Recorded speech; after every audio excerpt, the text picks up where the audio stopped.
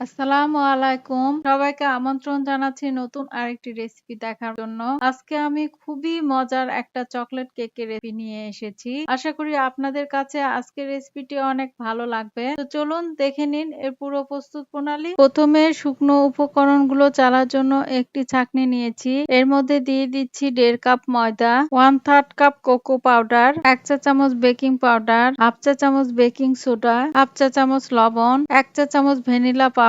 আপনাদের কাছে যদি ভ্যানিলা পাউডার না থাকে, ভ্যানিলা এসেন্স থাকে, তাহলে লিকুইড উপকরণগুলো মেশানোর সময় দিয়ে নিবেন 1 চা চামচ। এখন শুকনো উপকরণগুলো চেড়ে নিচ্ছি। শুকনো উপকরণগুলো খুব ভালোভাবে মিশিয়ে নিচ্ছি। আমি এই বাটিতে কেকের মিশ্রণটা তৈরি করব, তাই শুকনো উপকরণগুলো অন্য একটা বাটিতে ঢেলে নিচ্ছি। এটা এখন সাইডে রেখে কেকের মিশ্রণটা তৈরি করে নিচ্ছি রুমের স্বাভাবিক তাপমাত্রায় থাকা 2টো ডিম। ডিমগুলো ফ্রিজে থাকলে অবশ্যই 1 ঘন্টা আগে বের করে রাখতে হবে। ফ্রিজের ডিম দিয়ে কিন্তু কখনোই কেক ভালো হয় না। এর মধ্যে দিয়ে দিচ্ছি 1 কাপ চিনি। এবার একটা ইলেকট্রিক বিটারের সাহায্যে লো স্পিডে বিট করে নিচ্ছি 3-4 মিনিটের মতো। মোট কথা চিনিটা খুব ভালোভাবে গলে গেলেই হবে। আপনারা এই কাজটা হ্যান্ড বিটার দিয়েও করতে পারেন, তবে সময়টা একটু বেশি লাগবে। চিনিটা খুব ভালোভাবে গলে গিয়েছে। আমি বিটারটা সরিয়ে নিচ্ছি। এবার এর মধ্যে দিয়ে দিচ্ছি 1/2 কাপ তেল। একটু মিশিয়ে নিচ্ছি। যে শুকনো উপকরণগুলো মিশিয়ে রেখেছিলাম এর মধ্যে থেকে অল্প অল্প করে দিব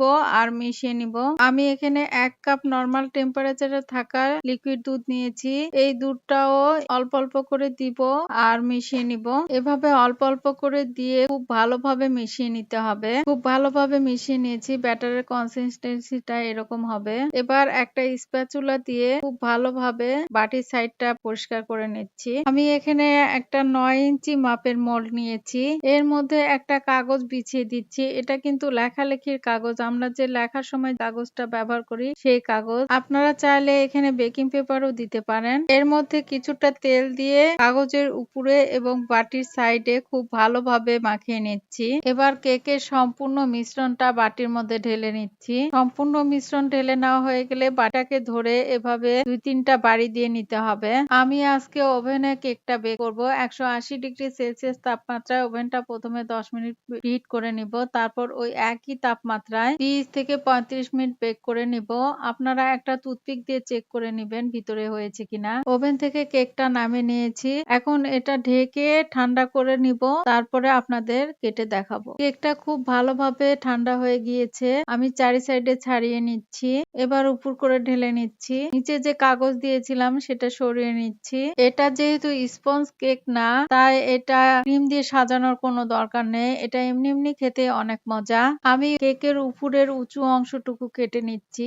এই অংশটুকুও ফেলে দিব না, এটা খেতেও অনেক মজা। এবার কেকটাকে একটা প্লেটে নিয়ে নিলাম। আমি এখানে 3/4 কাপের মতো চকলেট, এর মধ্যে 1/4 কাপ হুইপ ক্রিম দিয়ে মাইক্রো ওভেনে গরম করে নিয়েছি। আপনাদের হাতের কাছে যদি হুইপ ক্রিম না থাকে, তাহলে রেগুলার যে আমরা লিকুইড দুধ খাই এই দুধ দিয়েও চকলেটটা আপনারা গলিয়ে নিতে পারবেন। চুলায়ও গলানো যাবে। গরম পানির উপরে রেখে তারপরে গলিয়ে নিতে পারবেন। এবার কেকের উপরে চকলেটটা আমি ঢেলে দিলাম। যে কোনো চকলেট দিয়ে আপনারা এভাবে বানিয়ে নিতে পারবেন। অনেক সময় বাচ্চারা সব ধরনের চকলেট খায় না। আপনারা যদি এভাবে কেকটা বানিয়ে দেন বাচ্চাদের, তাহলে ওরা খুব মজা করে খেয়ে নিবে।